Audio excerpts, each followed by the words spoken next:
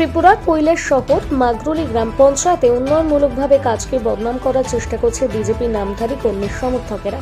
বিস্ফোরক কংগ্রেস দলের উপপ্রধান আব্দুল মুকিত।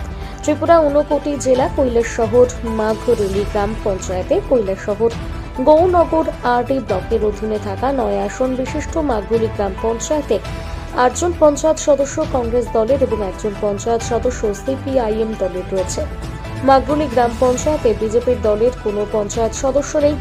এই পঞ্চায়েতের উপপ্রধান আব্দুল মুকিত জানান যে বিগত কিছুদিন ধরে মাগরুলি গ্রাম পঞ্চায়েতের 2 নম্বর ওয়ার্ড এবং 5 নম্বর ওয়ার্ডের কতিপয় নামধারী বিজেপি দলের কর্মী সমর্থকেরা মাগরুলি গ্রাম পঞ্চায়েতকে কিভাবে বদনাম করা যায় এবং সাধারণ মানুষদের কিভাবে খেপিয়ে তোলা যায় সে ব্যাপারে সক্রিয় হয়ে উঠেছে বলে তিনি অভিযোগ করে বলেছেন।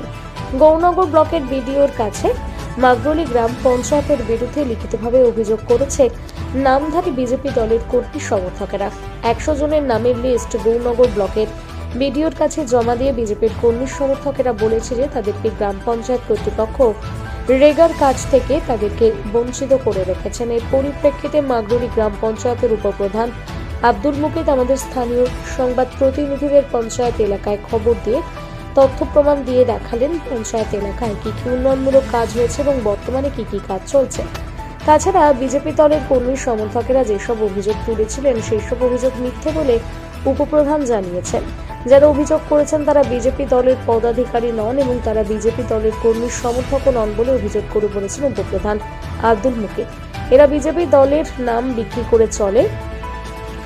এরা গ্রাম পঞ্চায়েতে এসে রেগার কাজের টাকা দাবি করে, অথচ তারা রেগার কাজে আসে না। তাছাড়া গোটা গ্রাম পঞ্চায়েত এলাকায় 5টি রাস্তার কাজ বর্তমানে শেষ হয়েছে এবং 4টি রাস্তার কাজ চলছে বলে উপপ্রধান আব্দুল মুকিত জানিয়েছেন। মাগরুলি গ্রাম পঞ্চায়েতের উন্নয়নমূলক কাজকে কিভাবে দুর্নীতিগ্রস্ত পঞ্চায়েত বানানো যায় তার জন্য নামধারী বিজেপির কর্মী সমর্থকেরা নানা মিথ্যে প্রচার করছে বলে জানান উপপ্রধান আব্দুল মুকিত।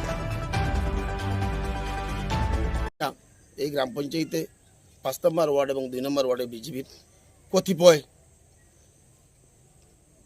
নেতা কোয়া যায় না, কর্মীও নাই, বিজেপির কোনো দায়িত্বে নাই।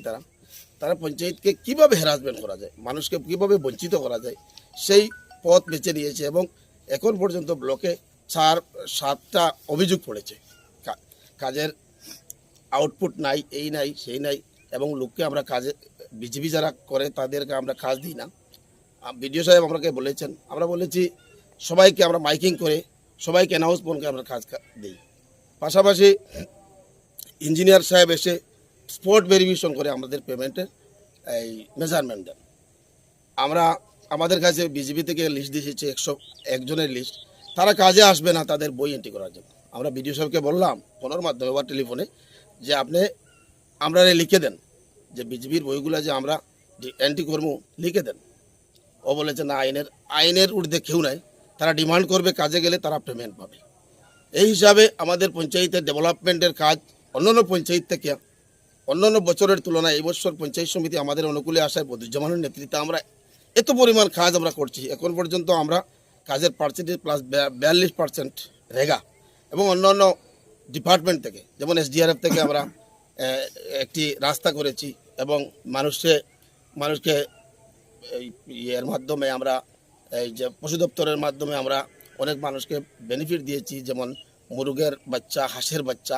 পাশাপাশি পানীয় জলের দিকে আমরা এই গ্রাম পঞ্চায়েতে 3টি এই ট্যাঙ্কি করেছি এবং ডিপ টিউবওয়েল 2টি ডিপওয়েল, একটা কমপ্লিট, একটা অনগোয়িং আপনারা এখন দেখবেন।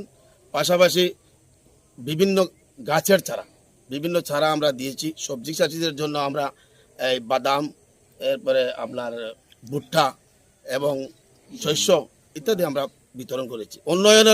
উন্নয়ন মানে প্রচুর পরিমাণে উন্নয়ন আছে। রাস্তাঘাট থেকে শুরু করে মানুষের ডেভেলপমেন্ট দিন দিন বাড়ে যেতেছে।